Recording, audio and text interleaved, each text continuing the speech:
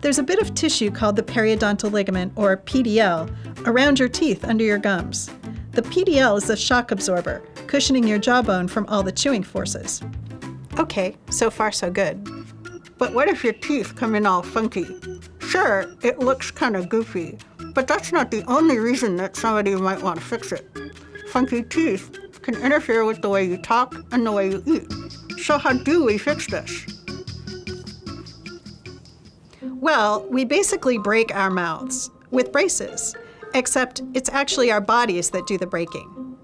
The PDL has these cells called mechanoreceptors, and when these cells detect a force on your teeth that's too big, like if you accidentally bite into your fork, they signal the brain to stop biting down before you hurt yourself.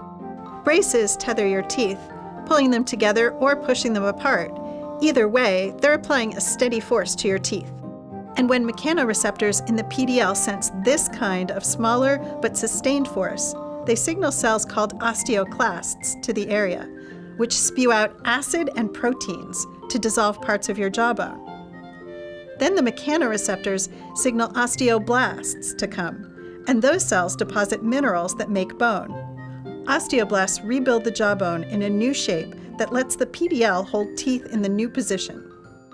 So braces basically force your body to dissolve itself and then rebuild itself according to their evil whims. Sounds barbaric, right? But your body is actually breaking down and rebuilding bone using osteoclasts and osteoblasts all the time, not just if you have braces. Bone remodeling is just the way our body grows. The infant body replaces almost all of its original skeleton by the time it's a year old.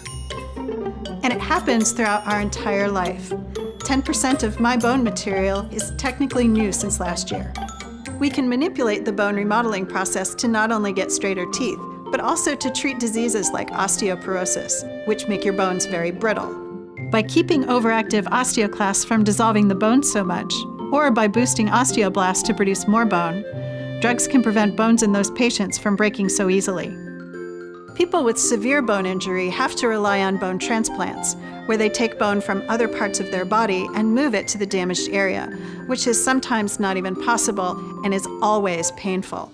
So instead, Paula Hammond's group at MIT has created a new material that very slowly releases proteins.